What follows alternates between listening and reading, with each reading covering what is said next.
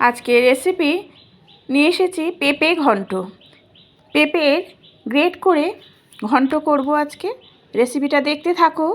নিরামিষের দিনে কি করবে ঠিক থাকে না, সেই জন্য এটা একটা ইউনিক রেসিপি। অনেকেই আছে পেঁপের তরকারি করলে কিন্তু খেতে চায় না, বাচ্চা থেকে বড় অনেকেই আছো।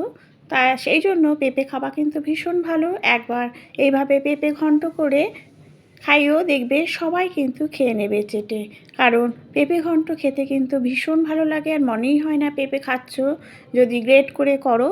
আর পেঁপে যদি এইভাবে খাওয়াতে পারো, খুবই উপকারও শরীরের জন্য। ওয়েলকাম ফ্রেন্ডস, ইনস্টা রান্নাঘর থেকে সোমা বলছি। আশা করি বন্ধুরা তোমরা সবাই ভালো আছো। আর রেসিপিটা কেমন লাগলো অবশ্যই কমেন্টের মাধ্যমে জানিও। Please like, share, comment. আর পেঁপে ঘন্টর জন্য লাগবে হচ্ছে পেঁপে গ্রেট করে নেবে, তারপরে আলু আর বড়ি, এই দিয়েই হচ্ছে পেঁপে ঘন্ট রেডি হবে। দেখতে থাকো রেসিপিটা পুরো। আর তোমরা যদি নিরামিষ কোনো আইটেম দেখতে চাও, কোনো রেসিপি, অবশ্যই কিন্তু তাহলে কিন্তু আমাকে কমেন্ট করো, তোমাদের সামনে সেটা নিয়ে আসবো। পেঁপেটা আগে চোকলা ছুলে নেবে, তারপরে গ্রেট করে নেবে। গ্রেট করে আর পেঁপে যখন চোকলা ছুলবে তারপরেই ধুয়ে নেবে। গ্রেট করার পরে আর ধোয়ার দরকার নেই। ঠিক এইভাবেই দেখতে থাকো। প্রথমেই দিলাম হচ্ছে তেল, সাদা তেল দিয়ে করবে। আর তারপরে দিচ্ছি বড়িটা। বড়িটা একটু লালচে করে কিন্তু আমি এপিট ওপিট করে ভেজে নেব। বড়িটা লালচে করে ভেজে আমি কিন্তু তুলে নেব। তারপরে যদি তেল লাগে আর একটু তেল দিয়ে দেবে। আমি আর বেশি তেলে কিন্তু আমি একদমই রান্না করি না, খুব কম তেলে করি, সেই জন্য আমি আর তেল দিইনি। দিলাম হচ্ছে গোটা জিরে ফোড়ন, আর ছোটো ছোটো করে আলু কেটে নিয়েছিলাম সেটা দিয়ে দিলাম।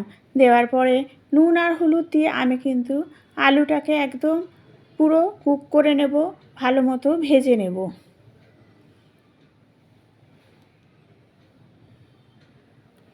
ভালো করে এপিট ওপিট করে ভেজে নিয়ে তারপরে আমি দিয়ে দেব হচ্ছে পেঁপেটা।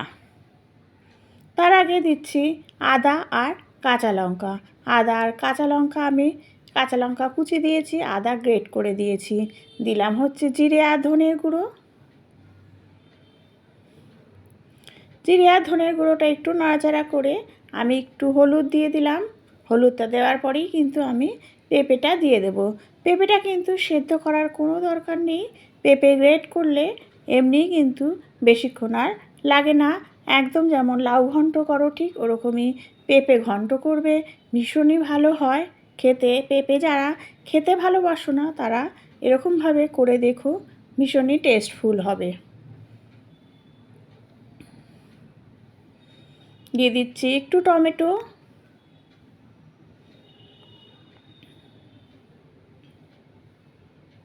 টমেটোটা দেওয়ার পরে আমি কিন্তু স্লাইড জল দেব। এরপরে দিয়ে দিচ্ছি একটু চিনি। নিরামিষ আইটেমে কিন্তু চিনি অবশ্যই দিতে হবে।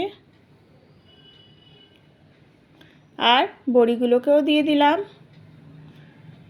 বড়িগুলোকে কিছুক্ষণ আমি দিয়ে ঢেকে রাখবো, আর তারপরে নামানোর আগে কিন্তু খুন্তি দিয়ে স্ম্যাশ করে দেব।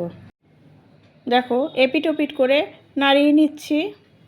তারপরে আমি কিন্তু সামান্য একটু জল দেব, দিয়ে ঢেকে রাখবো। এটা ঢেকে রাখলে খুব ভালো মতো মজে যাবে। দেখো খুব সামান্য পরিমাণে জল দিলাম। জলটা দিয়ে আমি কিন্তু এখন পুরো ঢেকে রাখবো। একটু স্লাইড জল না দিলে কিন্তু ভাজা ভাজা হবে, না হলে জল না দিলে ভাজা ভাজা হয়ে যাবে, ফলে খেতে ভালো লাগবে না, ঝরঝরা হয়ে যাবে। সেই জন্য একদম মাখা মাখা করতে গেলে স্লাইড জল দেবে। তারপরে এইরকমভাবে দেখো খুন্তি দিয়ে আমি স্ম্যাশ করে দিচ্ছি বড়িগুলোকে। দিয়ে দিচ্ছি নামানোর আগে একটু ঘি।